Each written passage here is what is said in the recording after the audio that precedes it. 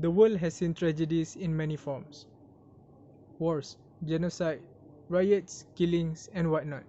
The real evil, however, lies within the architects of this inhuman practice. So today I'm going to present to you about the slippery slope of evil that has been done by Wong Sui Chin, or known professionally as BOTAK Chin.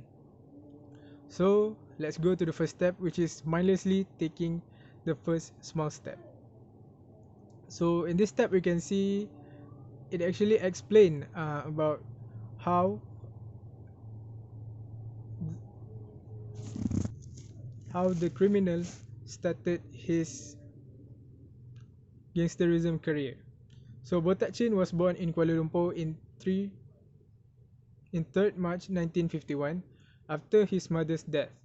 He often spent time away from home with his friend who were actually the local gangster at that area, and at that time he started to commit petty crimes.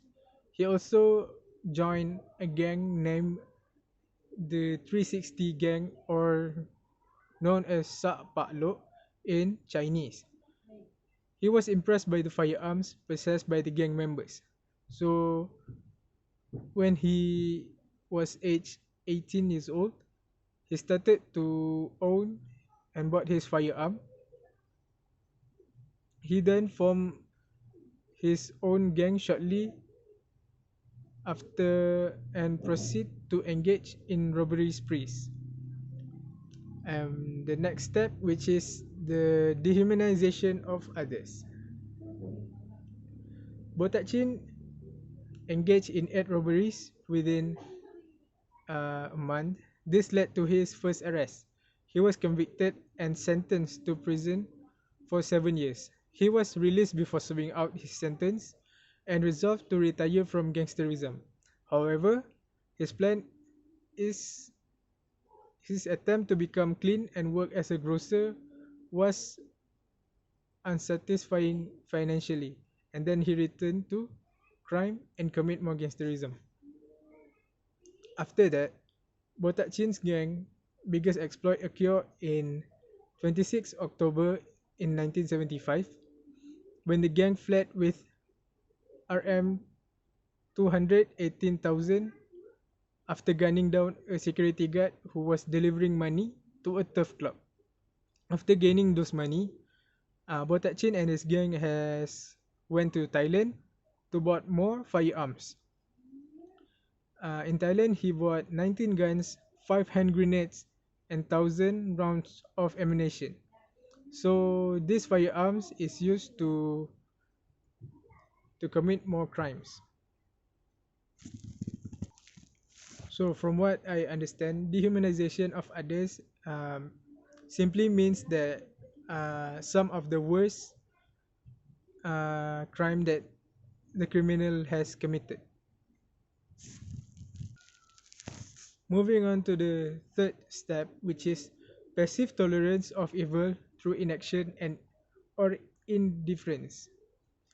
So from what I understand, this step actually means it shows that how the people around him, or we can call his victim, being passive while actually knowing that he is committing evil action and dangerous action, but most of them are scared to report it to the police because they know that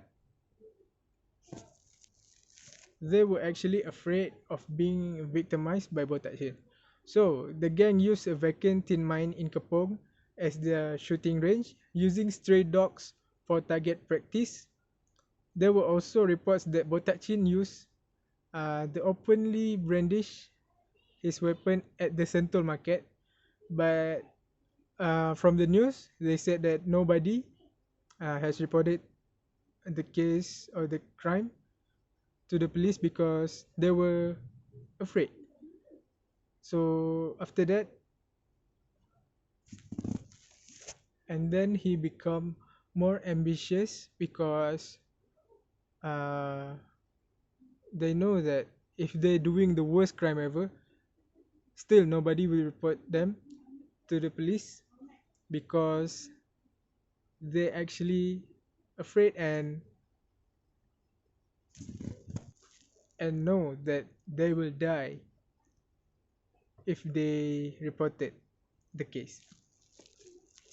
Moving on to the last step, which is blind obedience to authority. So from this step, I understand that this step is how BOTAK gain his followers and gang members, and in this step also, it shows that how people can become a follower of a really evil guy. So Botachin was no ordinary gangster. His secret society was guided by his philosophy and governed by strict principles. Everyone, including himself, had to comply. So to enforce discipline among his troops and keep order in the gang, he had execute henchmen who had breached the rules. He was not a killer, but he was their taiko, which means that big brother in Cantonese. Botak also once said to a therapist that he would like to become the Malaysian Robin Hood by building a reputation of reverence among the society. From here we can see that even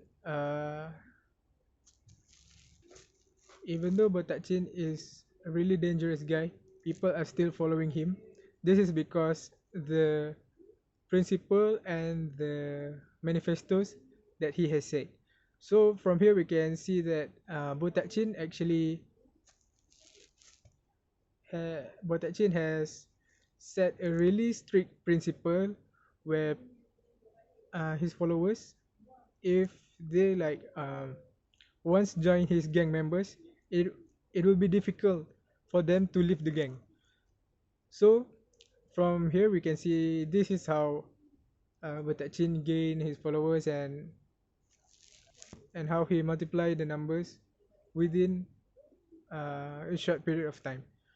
So I guess that's all from me. Thank you for listening and watching this video, and I hope that this information will help you guys. So assalamualaikum warahmatullahi taala wabarakatuh.